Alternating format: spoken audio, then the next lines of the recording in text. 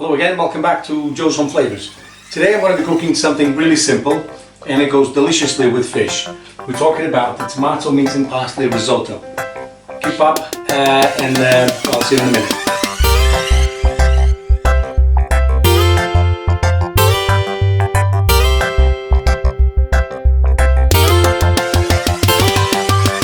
In our recipe today we're going to be needing some risotto rice or arbori rice. We're going to be using passata tomato paste.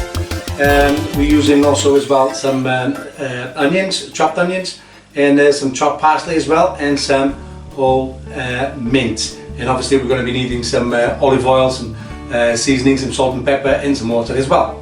So let's get on with it.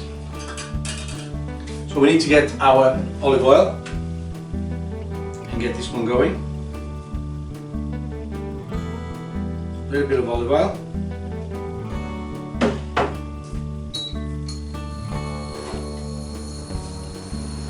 And our chopped onions. This is really a quick one and a really easy one. And this rice goes wonderfully with fish. So we need to get our onion going, and we need to get it a little bit of color, but not too much.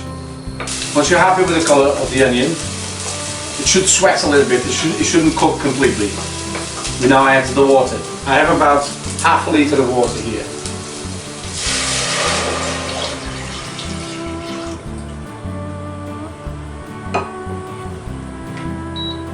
I'm increasing the heat so it's easier for this water to come to the boil. So our water is now boiling, so I'm going to add the tomato passata. So our water is back up the temperature, and it's now time to add the risotto. I'm going to cover it now and let it cook for 20 minutes before I do anything else. So our risotto has been going now for 15 minutes, give or take. I've been stirring every now and then. The thing with the risotto is that it takes a little longer than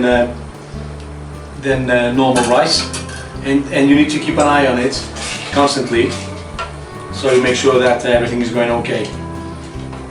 So I'm now adding the chopped parsley.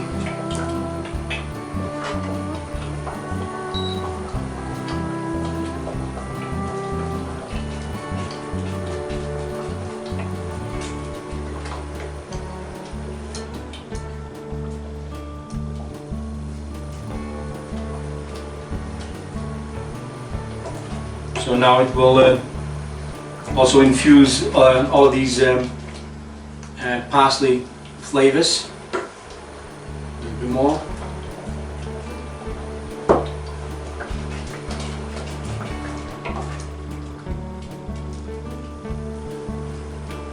And now it's also the time for me to add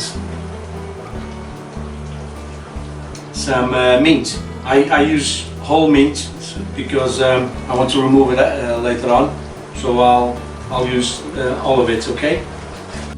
I'm only now adding the salt because in this particular case I like the salt to go after the mint.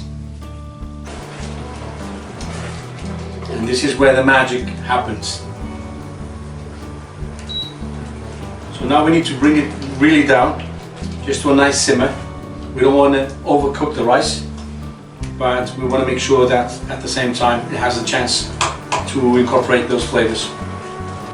And I'm going to check the seasoning now, and also if the rice is thoroughly cooked.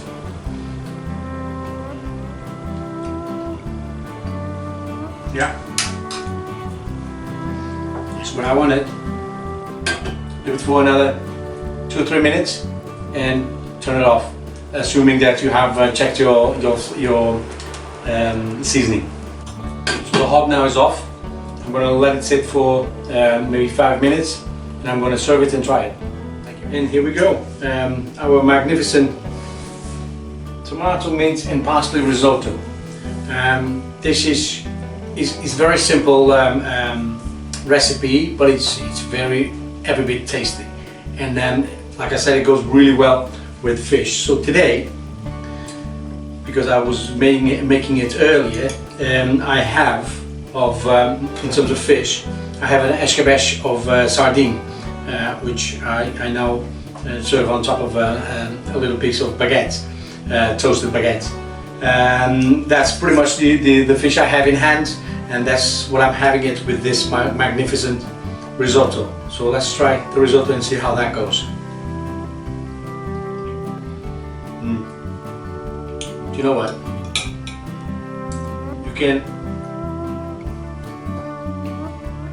Oh my God! You can do that risotto with actually, without being risotto, you can do it with say long grain rice, and following pretty much the same steps.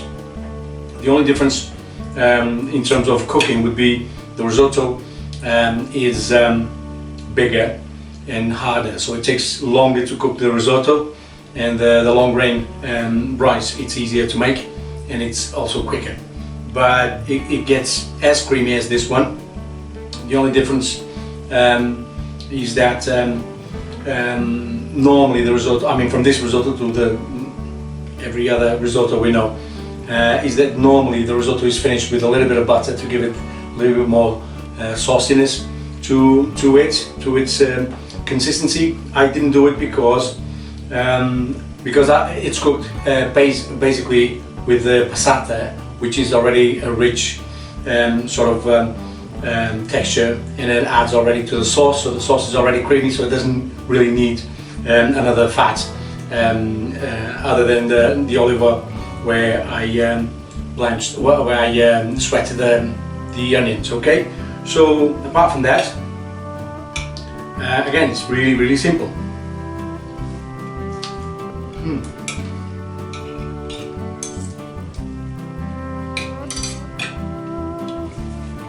And that escabeche, that sardine escabeche is another thing as well. If you want to find out about that one, just follow the link. I'll put a link down there to its recipe and also the video. Give me a thumbs up if you can. Register to the channel. Subscribe so you can have you can know, and don't forget to tick the little bell so you know when I have new material uploaded. Also share with your friends and your family if you can, and if you like it. If you do try the recipe, make me a comment down below. Just drop a line or two, and or if there's anything you would like to see me giving a shot, give me a suggestion as well in the comment section, and I'll do my best to try it, to give it a go, and yeah, thank you for coming back again, and I'll see you on the next one.